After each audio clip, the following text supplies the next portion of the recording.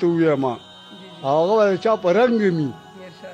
خو دونه ویم چې په ما نوم د مسلمان دی نصیب شوی می ایمان دی زه چې دې دنیا ته رالم غوږ کې شوی می اذان دی د ظالم وزیر اعظم نه غریب چڼی راته ګران دی بس د ټرمپ او د مودي نه یو په سله قیمتي موزه به نه ځمه دوزخ ته ځکه خیر جنتي یم ځکه ډېر زیات ګناهګار یم خو د الله شکرګزار یم الله پاک رحیم کریم دی زه د فضل امیدوار یم ځکه لږه خطا وکړم سمدستي پې توبهګار یم په ناموس د محمد سر بیللو تم تیار یم دا یو څونه لوی اعزاز دی چې په امت کې خوشمار یم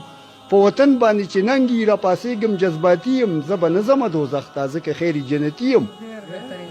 دوزخ نه منم ملګرو چې زما د پاره جوړ دی زما هر کافر دشمن دی زما هر مسلمان رور دی که عرب دی که عجم دی او که سپین دی او که تور دی ما خدمت کړی د پلار دی ما خدمت کړی د مور دی زناکار او شرابي او منافق نه میړه تور دی په نظام مصطفی معین شوی قدرتي موزه به نه ځمه دوزخ ته ځکه خیر جنتي یم چې په غرونو اسمانونو او دریابونو حکومت دی څونه لوی انعامه ده څونه لوی سلطنت دی د اویو میندو نه زیاتې چې زما سره محبت دی د یوې مور د خپو لاندې داسې وایي چې جنت دی دا د ګپ خبرې نه دي دا رښتینی حقیقت دی الله یو دی لا شریک دی بس په کلک شهادتي یم زه به نه ځمه دوزخ ته ځکه خیر جنتي یم زه به نه ځمه دوزخ ته ځکه خیر جنتي یم د جنت او د دوزخ اختیار صرف د الله دی نه د خان نه د نواب دی نه د پیر او نه د مولا دی ختم شوی نبوت په محمد رسول الله دی د ایمان ستوری مې ځکه ورځ ورځ په ځلا دی د شاعر مقام که ګوري دی شاګرد د پاک الله دی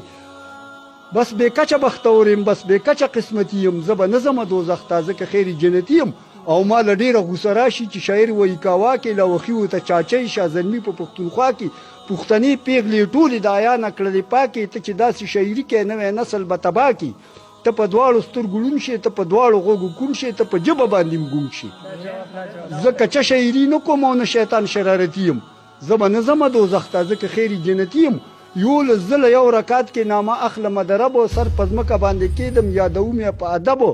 الله پاک رضا کومه نور می هیڅ نشته مطلب نه الزام په چا لګوم او نه ملګرو بدعتي یم زه به نه ځمه دوزخ ته ځکه خیر جنتي یم د الله رحمت سیوا دی که زما ګناه ده ډېره زه چې وکړو په حساب زه به ویم او تې شمېره شرک نه کوم روژه نیسم کلمه وایم ډېره الله پاک رحیم کریم دی خو ګله تا نه کومه یېره ستا پیتوه قمقل اس دی چې نه په تین دی او نه په تیره کله کله مې کافر کې کله بیا مې مسلمان کې الله پاک د حق حیران کا ما په یو دوه کې حیران کې زه مجبور کلک ایماندار یم او بله دا چې جماعتي یم زه به نه ځمه دوزخ ته ځکه خیر جنتي یم نو خبره دا ده که نه چې زه دا ویم سجاد احساس صاحب زه دا ویمه چې دا ټولو عامو ته ویم او عوامو ته ویم چې ګوره په دعاګانو کې کم زور دی نو دا په دوایانو کې دونه زور نشته ما ته چې کومې دعاګانې شوي دي نو زه وایم چې د لویو او وړو د دعاګانو زور مې ولید سمدسته دې دعا د رڼاګانو زور مې ولید والله چې د جماعت د پتنګانو زور مې ولید چې بیا د ګرځېدو صلاحیت مې خدای نصیب که غربت هغه څه شته دی خو عزت مې خدای نصیب که زه پروتو محترم شبیر احمد راته ولاړو خالد وقاص او بل مشتاق احمد راته ولاړو ارشد خان سیوزی ډاکټر صمد راته ولاړو خپه د جماعت ار یو وزیر راته ولاړو امیر سراج الحق خپه دلګیر راته ولاړو زما غریب پورسال له خلک ډېر راغلی وو اجي حبیب رحمان صاحب د بونیر راغلی وو قاضي اسف لقمان په خپل ځاني راته ولاړو د اوښکو ډکې سترګې رباني راته ولاړو 2-3 کسان د سوات او ډیل تپوس لراله زمانه چې خبر شو او ډیل تپوس لراله مجبوره کمانډر صلاح الدین دې سرته ناستو 2-3 جوړې حزب المجاهدین دې سرته ناستو د مرکزی اسلام نه ار یو کس راغلی وو امیر صابر حسین را لسمدس راغلی وو د ډاکټر عبدالمالک او اقتدار شکرګزار یم د ډاکټر جواد خان خو هزاروار شکرګزار یم د ډاکټر مسعود سره مې ډېر زیات محبت دی چې بې لالچه کړی زما غریب خدمت دی زه اوس داسې الفاظ له د کمې را پیدا کړم چې د دغې مشرانو شکریا به پیدا کړم زه پروت وم هسپتال کې او د مرګ اواز مې خورو ملګرو دا یو ډېر لوی امتحان زما په کورو د مرګ اواز مې ورسېد سعودي عربستان ته بې شمېره رابطې ملګرو وکړې پاکستان ته کولې ډاکټرانو مشورې زما د پاره سعودي عرب کې وشولې عمرې زما د پاره او مکه او مدینه کې راته شو لاسونه پورته نو دا ځکه خو صحیح سلامت رالم خپل کور ته زه دا وایم چې دعاګانو کې ډېر لوی زور دی ګینې هېچا هم دا نه منله ما له دلته خلک مرګ له راته دلته به راورسېد مرګ له به راغلي وي بیا پویه کوئ مله دوی نه دي خبر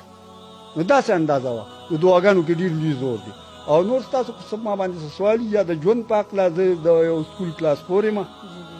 علیشان مجبور مې نوم دی په یو سکول کې چوکیدار یم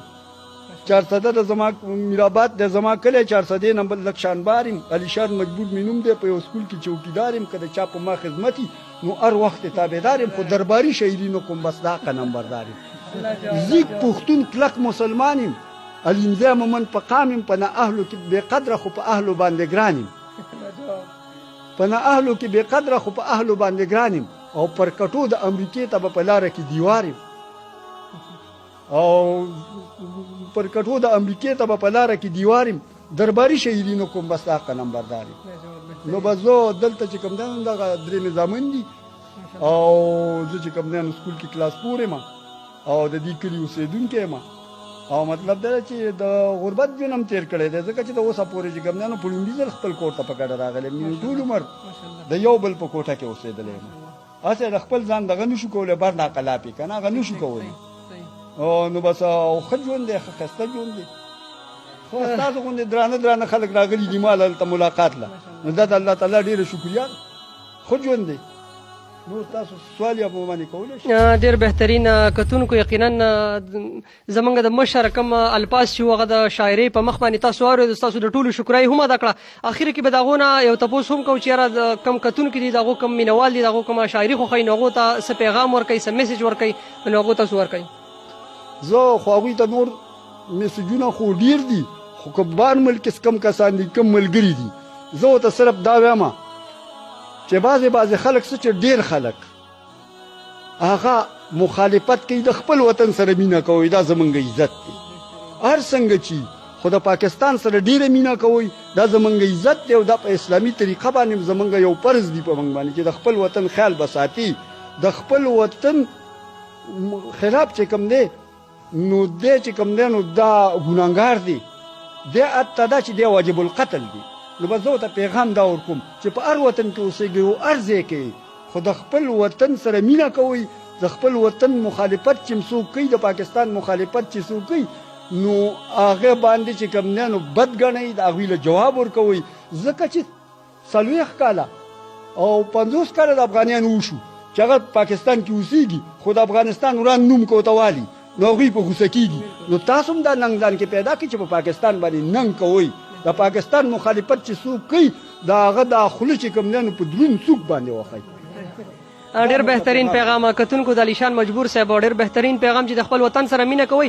چرته چې روغ جوړ خوشاله اوسئ یقینا د 400 کم ملګري زموږ سره ناست دي ټول په دعاګانو کې یاد ساتئ ډېر قدرمن خلک دی ډېر خوشحاله یم علیشان مجبور صاحب موږ له ډېر په خوشحالۍ ټیم راکړو ډېر په مینه باندې زموږ سره کېناستو ډېره ښکلې شاعري یې وکړه او یقینا زه له هغو ډېر زیات پین یم ډېر د لرې نه پسې راغلی یم نو تاسو ټول ته خواست دی چې هغو صحت دپاره خصوصي دعا وکړئ